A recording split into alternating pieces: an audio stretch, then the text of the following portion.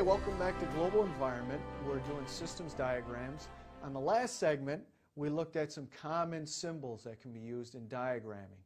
And now we're going to put these together. I'll give you a start on your systems diagram, and you can continue it, and we'll see how well you do, and we can talk about it in the discussion boards.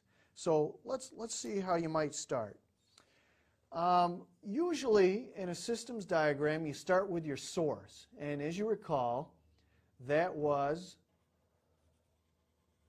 a big circle here, a big circle, and you usually start with your source in the upper left-hand corner of your diagram. And in this case, what's the source of the energy for the global environment? It's the sun. So we got the sun here. So energy comes in, and what's it coming into? It's coming into the global environment, so we want some kind of boundaries here. So we'll put a big circle around this, and this will be our environment here. Okay, so what captures that energy? What captures the sun's energy? And you might say to yourself, plants do. So we've got to diagram plants.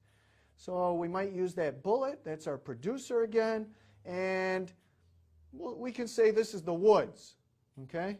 Forest.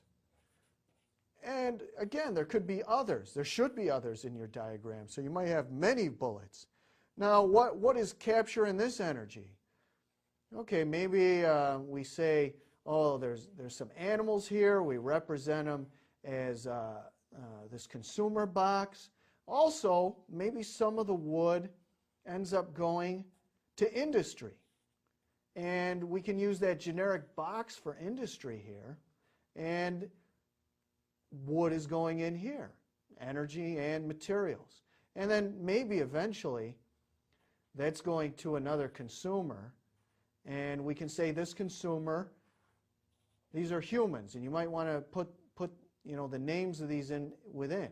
Now, the humans here might control the flow of the wood or wood energy coming into industry. So you might put one of those control panels there. So you can see how we're starting to put these together. Now, maybe some of these animals in the woods might be utilized by humans as well, so we can do that.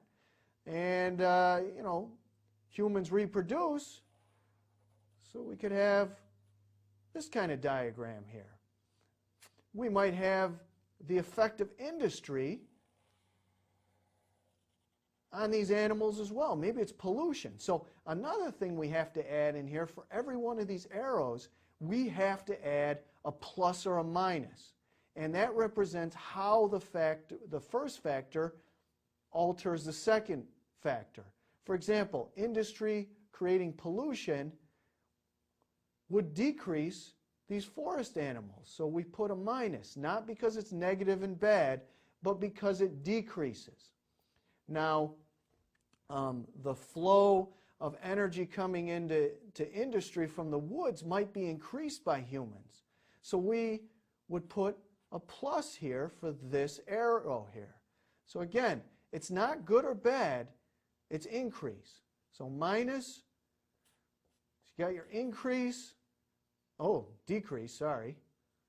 We'll do that.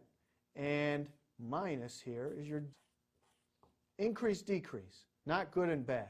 So this is the beginning of a systems diagram. So I want you to, you can copy it if you want, expand it out, and see what you get. And keep in mind, you have an example of this, a more simplified example, in the PowerPoint about Easter Island. They have a quasi-systems diagram there. So use that as a model as well. And remember, that's just one little island.